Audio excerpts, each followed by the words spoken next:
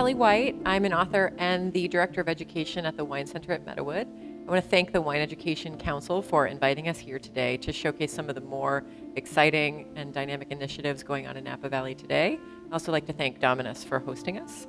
I am joined by Graeme Macdonald, Tod Mostero, and Julia Vink, three young, very exciting people doing really exciting projects.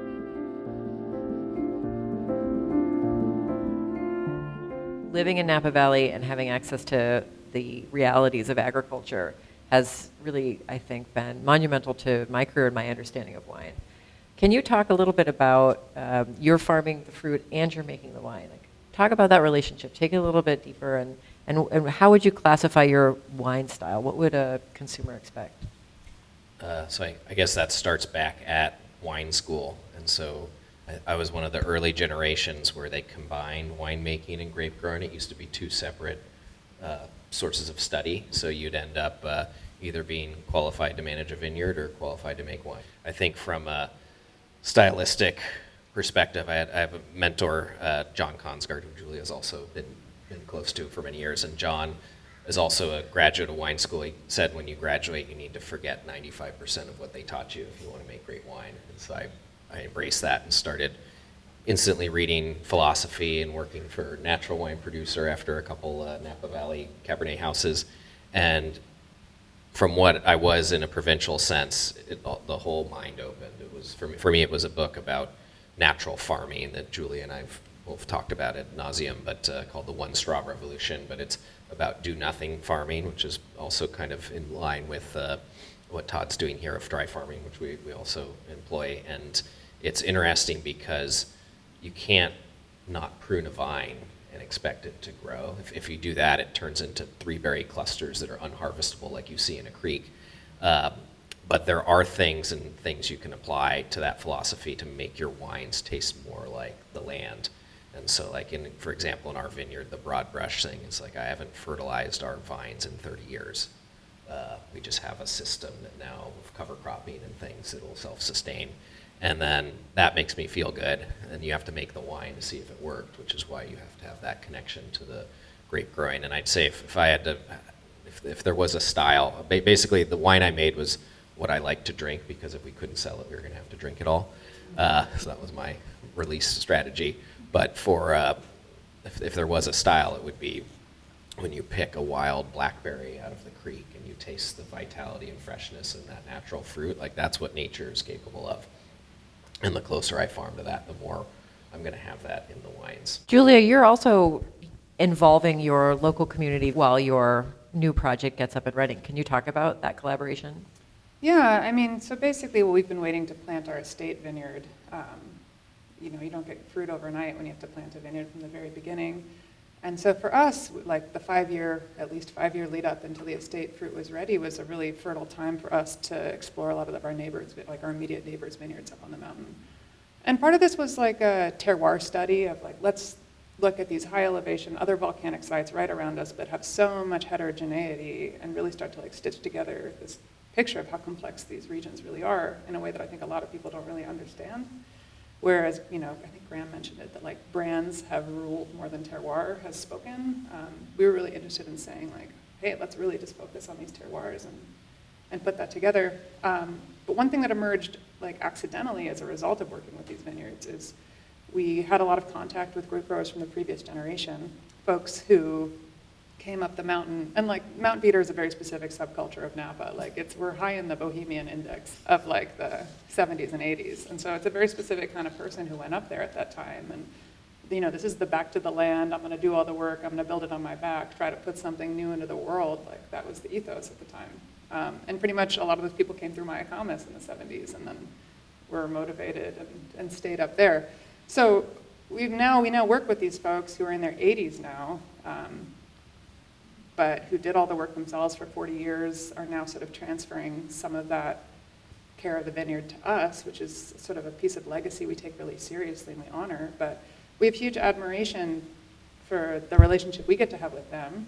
And I don't know, we view ourselves as echoes of the same idea. Like we're up there for the same reason they were 40 years later, saying like, yeah, we want to do the work ourselves, and we really believe in this sort of funny high elevation part of the valley. And as difficult as it is to farm like steep rocky slopes that are pretty remote, like there's something really special here that we all believe in. Tod, you're one of the most, of all the, I would say, super prominent winemakers in Napa Valley, you've always struck me as being unbelievably tied to the vineyard. One of my favorite stories of you is right after the earthquake of 2014. Do you remember this? It happened right before harvest. There was fruit still on the vine. And you became convinced that your neighbors were somehow had a leak and was irrigating one of your blocks because a hidden spring had woken up under the ground. But you were so out there tasting the fruit that you tasted dilution in one block.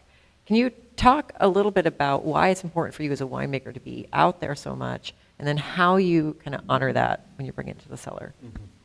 Well, once again, I go back to that mantra, which is there are no qualities you can give to a wine that once harvested aren't already in the berries. Mm-hmm. So that's where it happens. In fact, the most important winemaking decision a wine producer can make is choosing a vineyard. I hear this in both Graeme and Julia's discourse, is falling in love with a place. And so when you're in love with a place, you want to preserve it, and you want to preserve the qualities of the place. And what's cool about wine is that wine has the unique capacity to channel all of those things, and it becomes almost emotional. Once again, it was a drought year, and so the berries were very small, it was quite concentrated, and then all of a sudden, after the earthquake on the 24th, we started tasting a difference. The vines started getting greener despite the dry farming, so no irrigation. We didn't understand it all. And there was this transformation. In fact, the qualities of the 2014, I always have to talk about the earthquake because the qualities are not of the rainfall. They were of the earthquake, which created water from underground, which is kind of wild. But when those subtle differences, not so subtle because it was a big earthquake, it was a 6.1, but when those environmental impacts take place, and that is translated into a flavor or a profile, it's pretty extraordinary.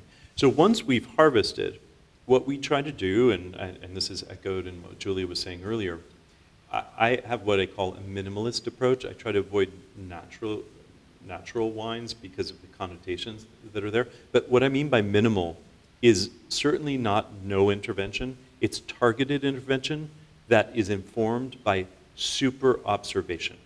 Think of a child, a young child, maybe 3 or 4 years old, who's wandering around. You don't want to be hovering and restrict it and say no too much, but you do definitely want to say no when they're reaching the cliff. And so it's about paying careful attention to what's going on and intervene only when you have to. Our role as farmers is to make sure that we farm in such a way that the vines are deeply connected to the place so that they can channel the qualities of the place. But then there's a second requirement, and that is that in order to have a wine that's both real, honest, human, and transcendent, we need to care for the place, meaning build thriving ecosystems full of life, energy, so that the wines can communicate that and those qualities. And what are some of the ways in which you're doing that? Yeah. Well, number one, how do you establish a vine to connect deeply to a place?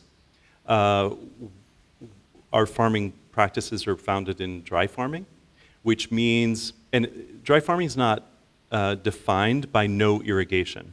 Dry farming is a practice which establishes a vine's connection deep to a place. So by limiting the amount of irrigation that you give to a vine early on, in the first 3-5 years, the vines dig deep into the soil horizons and are able to express those horizons that wouldn't otherwise be available to them if they grew superficial roots. But also the physiology of a vine that's dry farmed changes. And the physiology becomes, the wood itself becomes very dense. And the vessels are very tight in order to increase their capacity to pump water from deep within the soils. I learned very early on that the quality of a wine is in parallel with the quality of the water that vines have access to.